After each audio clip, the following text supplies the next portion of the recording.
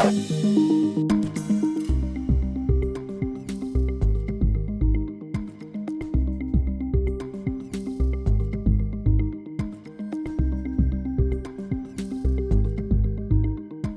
now, from the CFTK-TV studios, this is Open Connection with your host, Robert Pictou.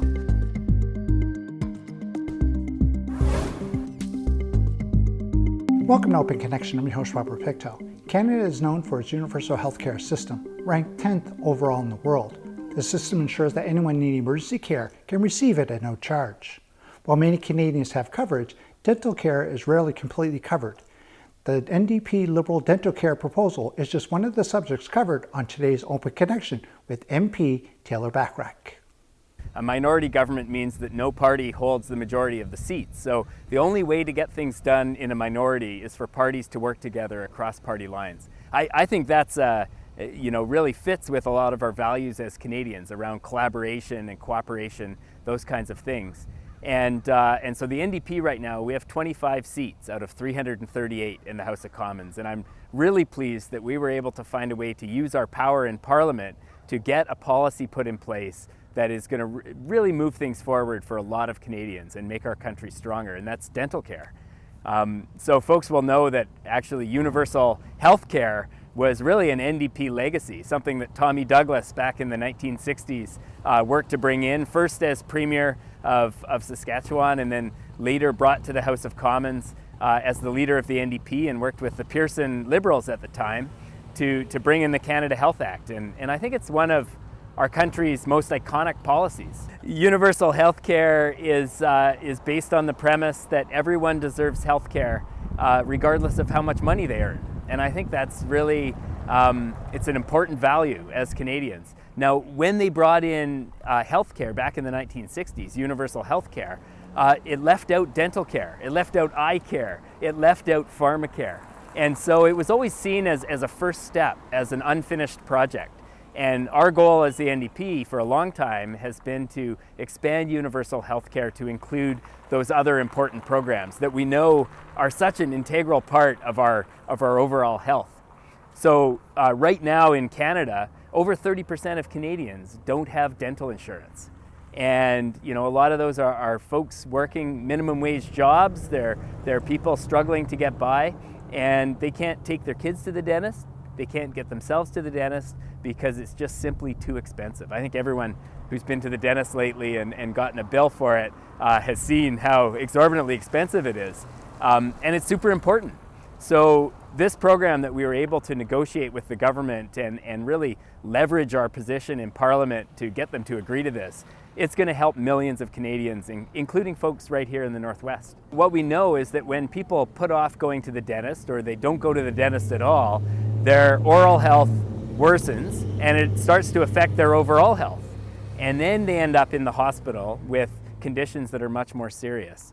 So if people are able to access dental care on a regular basis, starting at a young age, they're able to, ensure that their health is maintained and avoid those costs to the system down the road that can be really, really expensive. So dental care it's an important one. And for so many people, Robert, you think about your teeth, you think about your smile. It's important to our overall lives. And many people are suffering from a lot of pain and agony as a result of dental issues that they can't afford to get fixed. So this is about basic dignity. It's about ensuring that every family in Canada, regardless of their income, is able to get dental care. So we're going to start this year in 2022, starting with children under 12. So by the end of 2022, every child under 12 across the country is going to have access to dental care. In 2023, so next year, we're going to expand that program to include youth under 18, seniors, and people living with disabilities. So dental care will be expanded to include them. And finally, by 2025, we want to expand this dental care program to include every family in Canada that earns less than $90,000. So that's going to cover millions of people that right now can't go and get their teeth fixed. And I think it's going to make a real difference for folks. I mentioned that Pharmacare is another aspect of healthcare that was left out of our universal health coverage, our universal healthcare program when it was first brought in. And the reality is, and you and I have talked about this on previous shows, the reality is a lot of Canadians go to the doctor and they don't have to pay to see the doctor, but when the doctor gives them a prescription for drugs and they don't have drug coverage, then they're not able to get that medication that's really important in terms of their health. And we see those people getting sicker and ending up back in hospital. So Pharmacare coverage, so that everyone has access to the medication they're prescribed, is so vitally important. So similarly, we were able to leverage our position in Parliament and convince the government to bring in legislation around universal Pharmacare for the first time in Canada's history. So we're hoping that's going to take place this year, and we're going to get a Canada Pharmacare Act in place. The other piece that we've gotten them to agree to is something called a national formulary. And a national formulary is essentially the list of drugs that would be covered under a universal Pharmacare program. So those are our two key steps. And the other step, of course, is working with the provinces, because we see Pharmacare being delivered very much in a similar way to our healthcare system, where the federal government provides funding, but the provinces also provide funding and they administer the program. So to do that, we need to get them on board. That's going to be an important piece of work. But it's so good that we've got a commitment to put these fundamental building blocks in place and start on that journey of getting universal Pharmacare for every Canadian. Open Connection will be right back after these messages. And now, from the CFTK-TV studios, this is Open Connection with your host, Robert Pictou.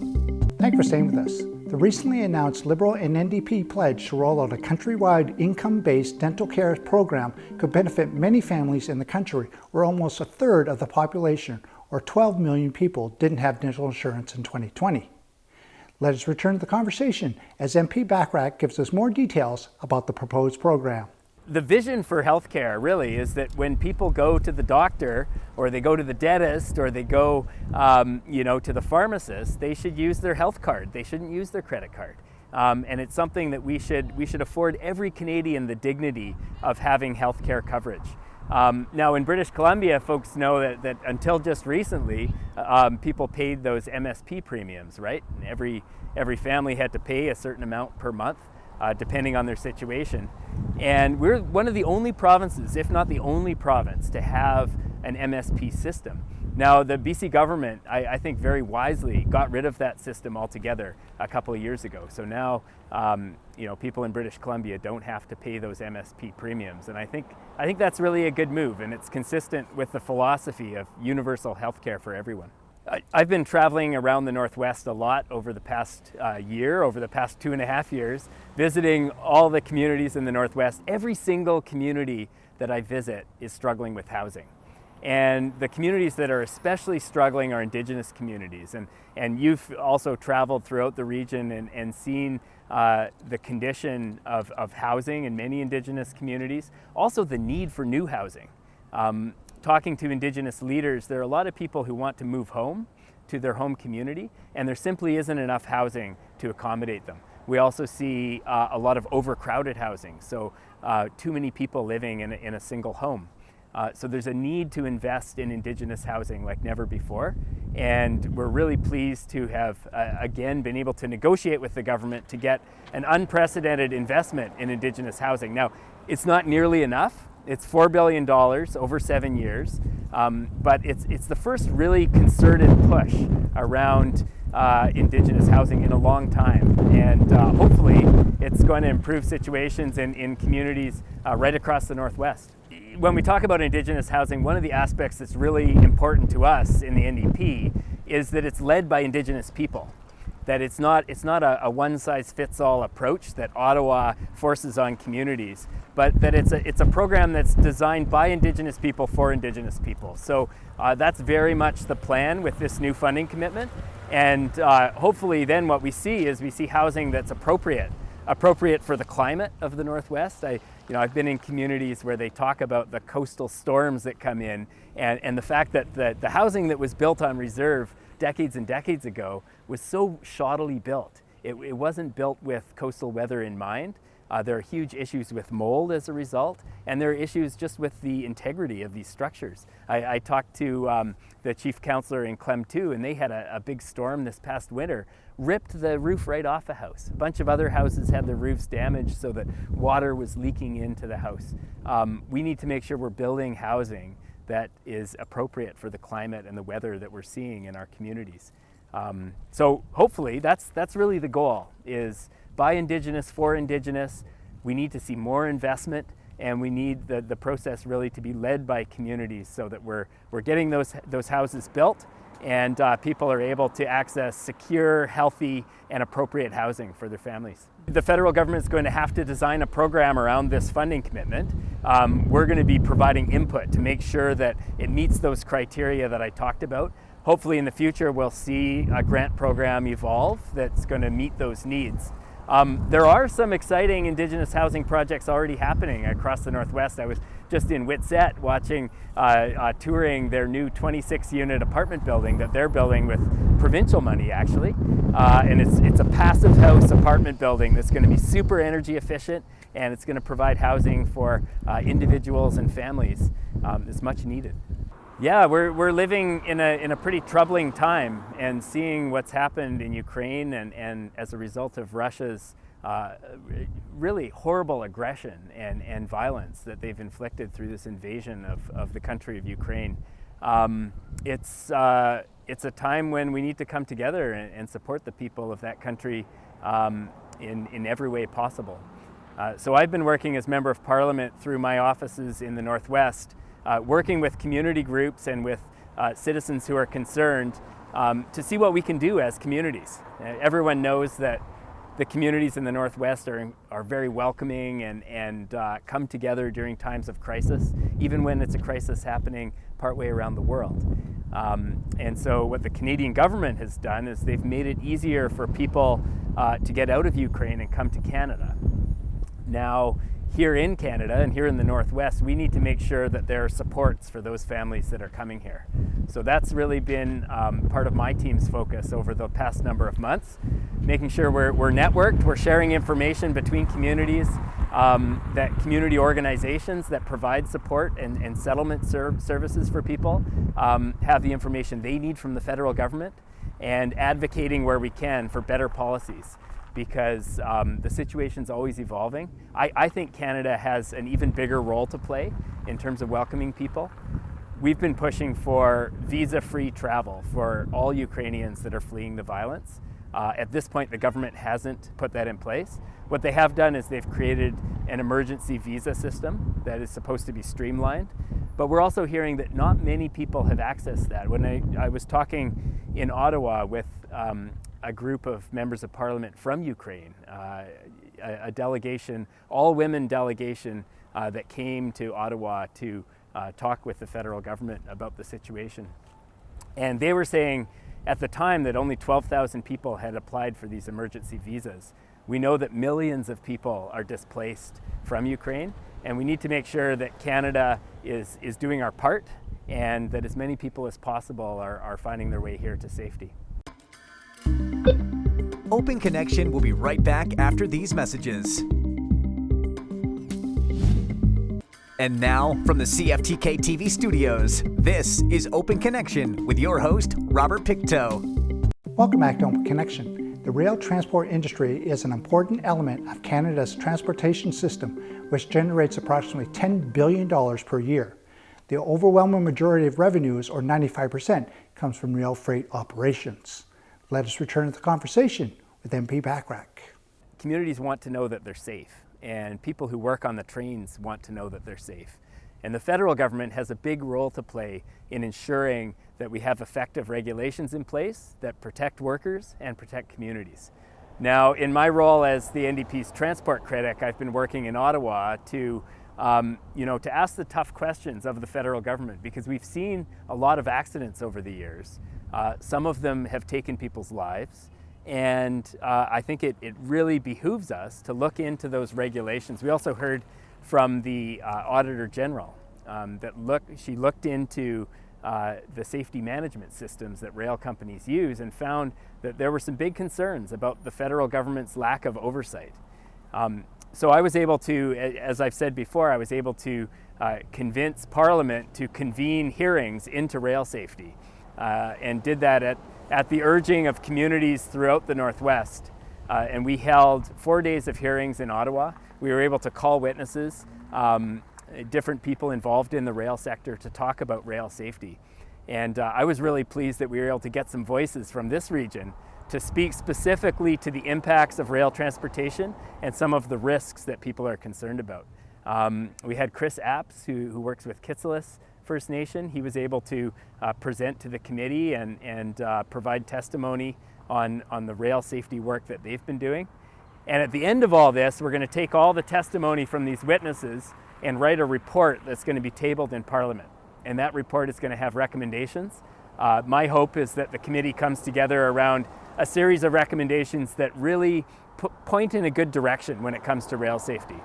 We need the government to be taking more responsibility and standing up to the big rail companies and saying, you know what, we need a system in place that protects communities and workers and ensures that as we see more and more things shipped by rail, that we're not increasing the risk of really bad things happening. So that's, in a nutshell, that's what I've been working on for the past 2 years. And it's coming, it's really culminating in this report that's going to be going to Parliament in the near future. An MMA train carrying petroleum crude oil in 72 Class 111 tank cars arrived at Nantes, Quebec. In keeping with the railway's practice, the locomotive engineer parked the train for the night on a descending grade on the main track. After shutting down 4 of the 5 locomotives, the engineer applied 7 handbrakes. Railway rules require that handbrakes alone must be capable of holding a train, and this must be verified by a test. That night, however, the locomotive air brakes were left on during the test, meaning the train was being held by a combination of handbrakes and air brakes. It also gave the false impression that the handbrakes alone were enough.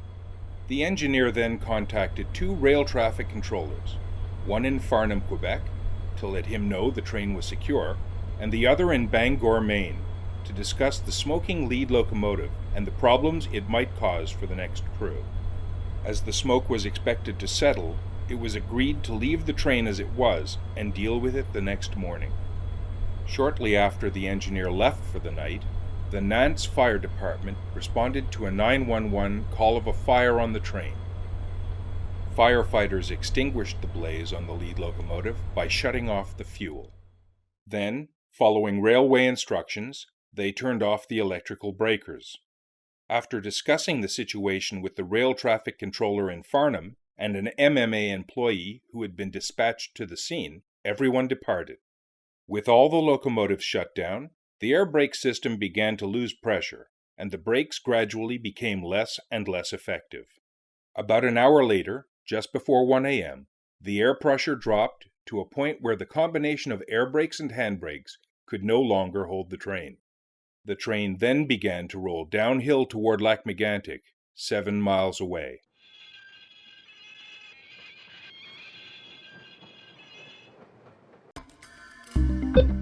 Open Connection will be right back after these messages. And now, from the CFTK-TV studios, this is Open Connection with your host, Robert Pictou. Bills sponsored by private members fall into 2 categories: public bills and private bills. Public bills deal with matters of public policy under federal jurisdiction, whereas private bills concern matters of private interest. In this final segment of Open Connection, MP Bachrach gives an update on his private member's bill. One of the things I've been working on is a private member's bill that looks at the voting age in Canada. So a number of countries around the world have lowered their voting age from 18 to 16. And there's a bunch of reasons that makes sense. One of them obviously is the fact that the issues we're talking about today have a huge bearing on the future that young people are going to inherit. And so the idea is that by allowing them to vote, 16 and 17-year-olds to vote, it gives them a say in our democratic process. But the other piece is around voter turnout and voter participation. Every election we see that cohort of new voters from 18 years old to 24, they're voting in fewer and fewer numbers, and it's a concerning trend over the years.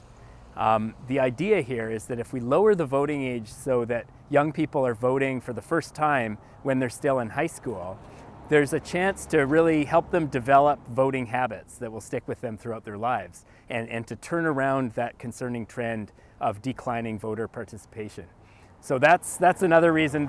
I could talk for an hour about all the reasons, and I will be up in the House of Commons on May 4th talking about my bill and the reason that I think we should consider reducing the voting age to 16. A lot of 16-year-olds work, they pay taxes, and yet they can't vote for the government that sets those taxes. I think that's one of the most compelling arguments.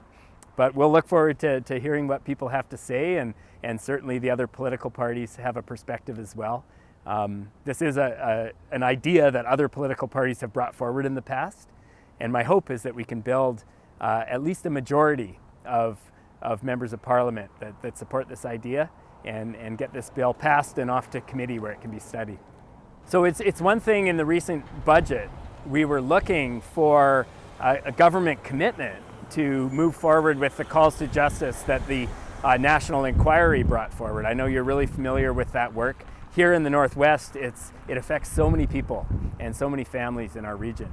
And we were disappointed that there wasn't really a funding commitment in the budget. It did give passing mention to the issue, but what we need at this point is we need government resources to be allocated and directed towards implementing those recommendations. Part of it is transportation, and certainly in my transport role, I've been trying to bring a focus to the gap that's been left with Greyhound cancelling its service in Canada. That's something that doesn't just affect the Northwest here, it affects the entire country, especially the rural parts of the country. And just recently I was able to table a petition in the House of Commons calling on the federal government to show leadership and to step in and say, with Greyhound gone, we have to come up with a solution that allows people to get across the country by bus in a way that's safe and affordable and convenient. I think a lot of people took what we had with Greyhound for granted all those years, even though it wasn't a perfect service.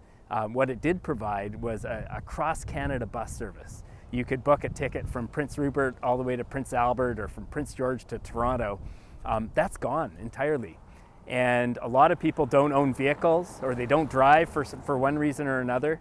And when we look at the issue of murdered and missing Indigenous women and girls, the issue is particularly concerning because people need to make it between communities in a way that's safe. And so we're going to keep pushing on that. I've talked with the federal transport minister. He has a particular perspective. It's not one that I share. He feels that bus transport is really a provincial responsibility. But when I look at it and I look at transportation between provinces, I think the federal government really needs to step in and show that leadership. And they have a role to play to make sure that we have a connected system across the country, right? Whether it's rail, passenger rail transport, or bus transport, we're talking about what it means to be a country and move between provinces. And with Greyhound gone, that issue is really front and center. It's going to take a bunch more effort and a bunch more pressure, but I'm hopeful that we can make some progress. Thank you for joining us for this episode of Open Connection. The greatest distance in the existence of man is not from here to there, but the connection from his mind to his heart. If we can conquer that distance, we can soar like an eagle and realize our immensity within. I'm Robert Pictou.